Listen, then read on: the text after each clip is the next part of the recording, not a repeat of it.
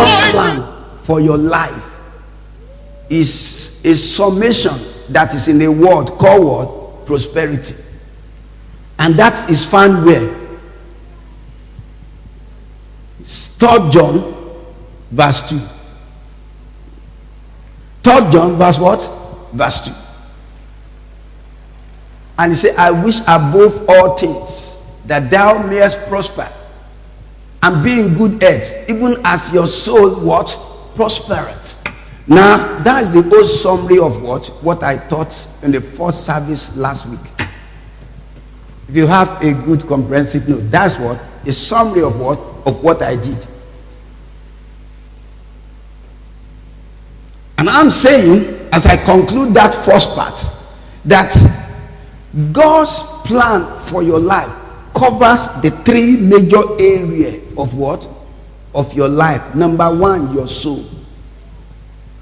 Number 2, your head, your physical head. Number 3, your finance, that is your needs. God is interested in your need, so he plans for you. God is more concerned on your head. That is why the Bible calls him is the greatest physician. He said he took your infirmities and bore your sicknesses and your diseases, and by his stripes you were healed. That is part of his plan for you.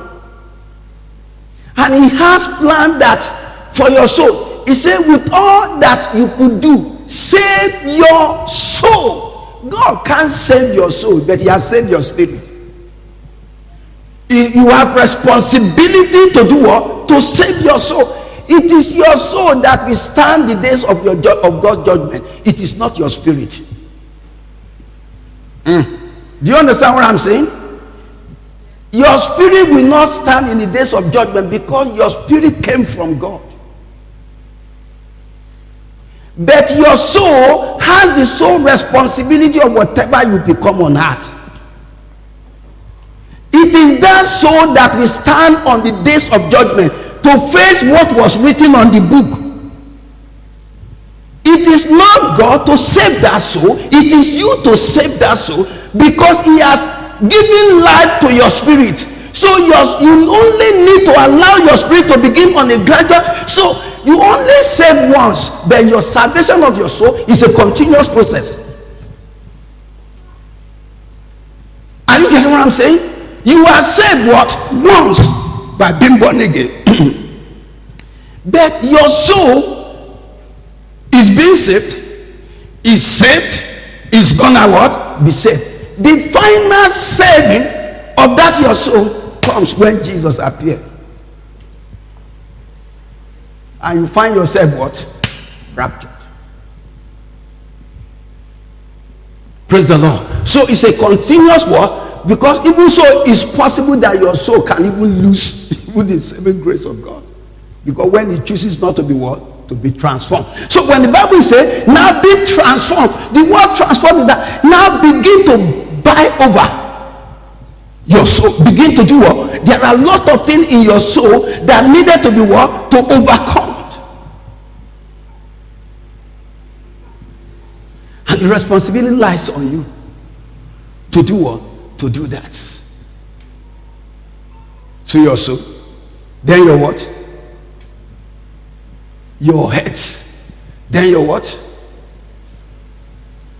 The last one, that is your finance. What a wonderful plan for us. If you have money and your head is terribly bad, can you spend the money? Can you enjoy the money? If your soul is insane, most of the time when we look insane, it is the configuration of the soul that have been what? Destabilized. It's not connecting anything. It can't connect the brain effectively. It can't.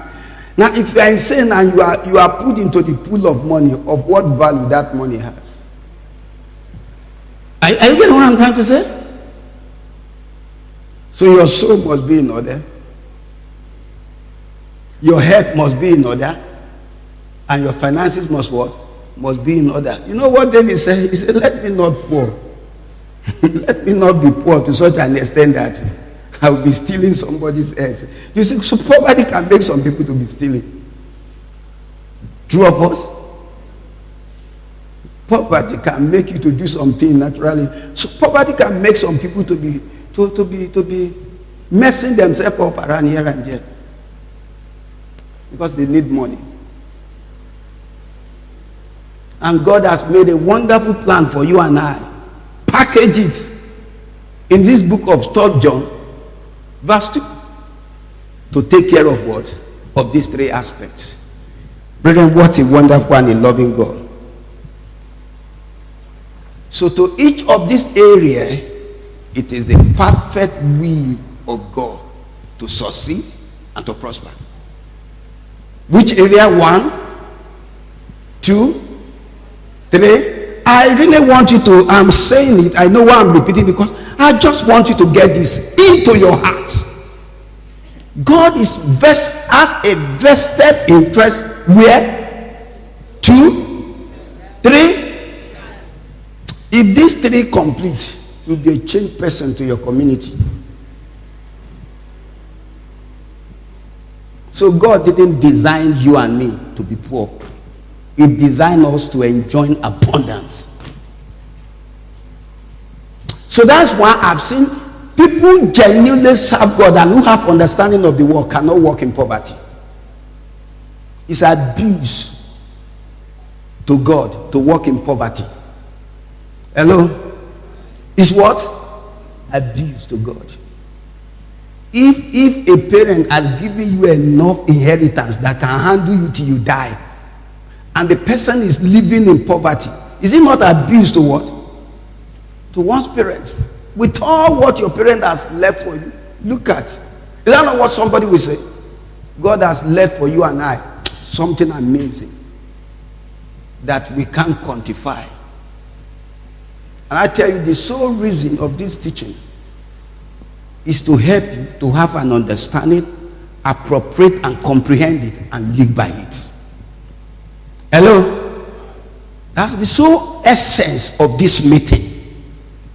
And it is my earnest and desire that your heart will be sold out to grab the understanding of what I'm saying this morning. Praise the Lord. And that's why it looks as if I'm taking it over, but I'm trying to summarize it in order to get it holistically. Praise the Lord. Now, as I move further, I was saying, let giving to God become priority in your life. That's what I did in the second service. I said, let giving to what? To God becomes what? A thing of priority in your life. I said, why? Because your attitude to money is so important, because it reveals your attitude to God.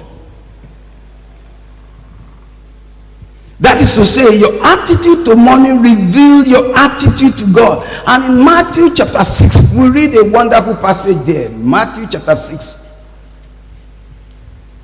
If there is a passage a verse you will never forget in Matthew chapter 6.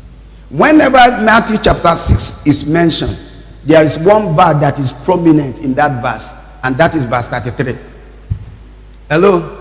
One verse is so prominent in what? In Matthew chapter 6. Now, Matthew chapter 6 is part of the beatitude of what? Of Jesus Christ. He started it from what? From verse 5. And he stopped at either verse 7 or a little bit, I think verse 7.